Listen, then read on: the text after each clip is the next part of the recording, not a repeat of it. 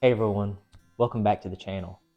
It's a cold winter day here in North Carolina, and I was fixing to do some engravings here in my garage, and I thought, why not talk about my XTool D1 Pro and the different types of engravings that it can do, as well as some of the cool features that it has. So stay tuned for a quick tutorial of the XTool D1 Pro, and we'll talk about the great features that this really cool laser engraving machine has. So stay tuned. So beside me here is my 10 watt XTool D1 Pro. I've had it now for about a year and a half and done plenty different engravings on it. I sell my engravings on Etsy, Facebook, to family and friends, and then I've also went to some farmers markets and places like that. This engraver does everything that I need it to. It engraves, it cuts, and it scores most any type of material that I need. And it does nearly anything I need it to for engraving, such as wood, acrylic, stainless steel, and leather. As you can see here, I bought this 24 inch by 24 inch square piece of wood to go under my engraver. So just in case if something happens, like my engraver cuts through the material or goes off the sheet that I'm trying to engrave, this wood piece will be here to protect my table. You can also see that I have an air assist connected. This will be a great investment for any engraver who's looking to make a neat product that doesn't have very many burn marks and is cut through very thoroughly. It was a great investment for me, and I'm glad that I got it. As you can see, this engraver has a headstock. It goes back and forth.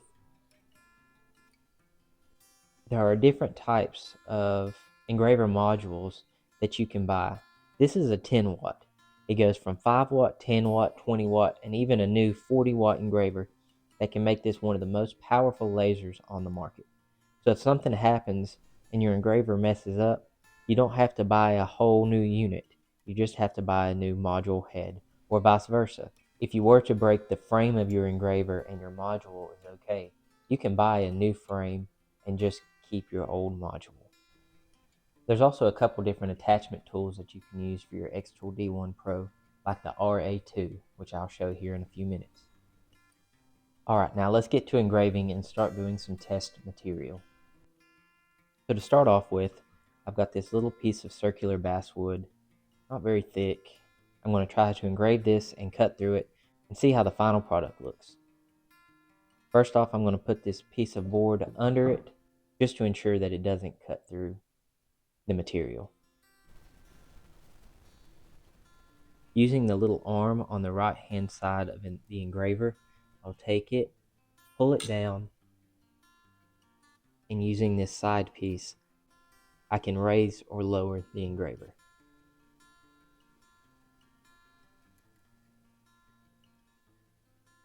Once I have it where I want, I can put the adjuster back up.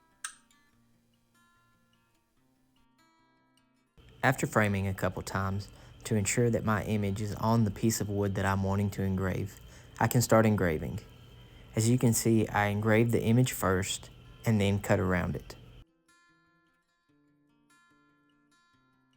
So this engraving took right at 11 minutes to complete. I think it turned out pretty nice from initially looking at it. And as you can see, it cut right through it. I'm pleased that there's not many burn marks on the inside of the engraving. Now there's a few burn marks on the back, but if you played around with it a little bit, you can find what works best for you. Also, if you're going to stain this piece of wood, the burn marks won't show. Up next, I'm going to try to engrave this small leather patch. This would be great to put on a baseball cap or maybe on a pair of jeans. It's very easy to engrave and not premium leather, but it would be great to practice on before you bought the real thing. Just like before, I frame a couple times first before I start my engraving. I want to ensure that my engraving's right the first time. So here's the final product. I used 80 power and 80 millimeters per second. It turned out a little bit darker than I originally wanted, but I think it'll turn out okay once I wipe off the burn marks as well as put some oil on the leather patch. This would look a lot worse if I didn't have my air assist. I don't do a whole lot of leather engravings, so this is practice for me as well. Next, I want to use my Rotary Attachment tool to engrave on a stainless steel tumbler. So here's a quick time lapse of me putting the legs on the engraver.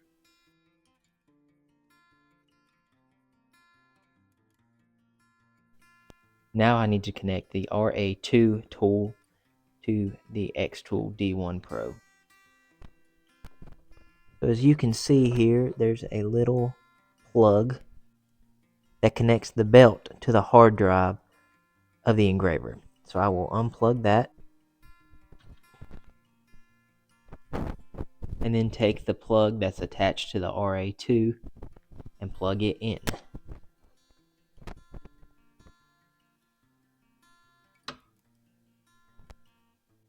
Then once it's plugged in, it's ready to go.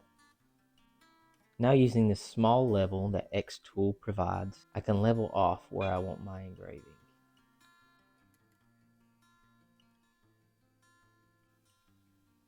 And now that it's level, I can line up my XTool and start my engraving. Anyone that's new at engraving tumblers needs to be sure that they frame multiple times before starting their engraving, as well as has some cheap tumblers on hand to practice on. Okay, this engraving's finished. Now let's look at the final product.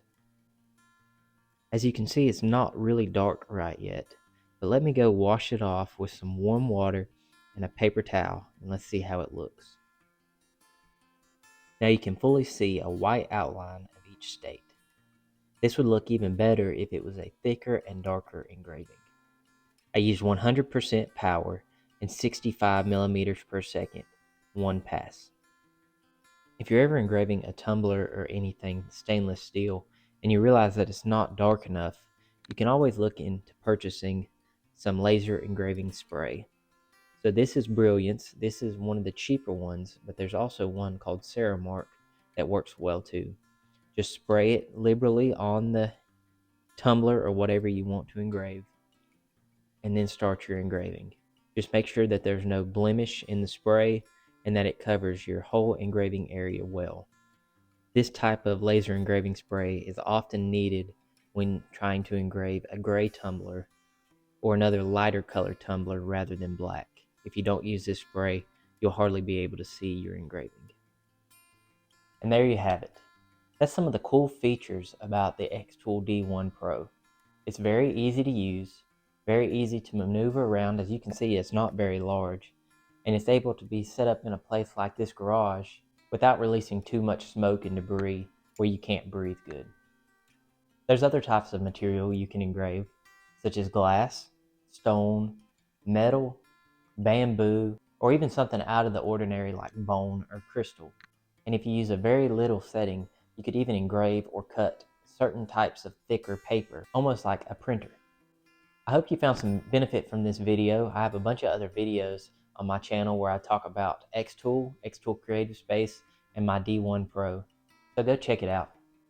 Also, if you found some benefit from this video, please be sure to like and subscribe. It really helps my channel be able to make some more content for the future. If you have any questions, leave them down in the comments and I'll try to answer them as quick as possible. And I hope you guys have a great rest of your day. Thanks and have a great one.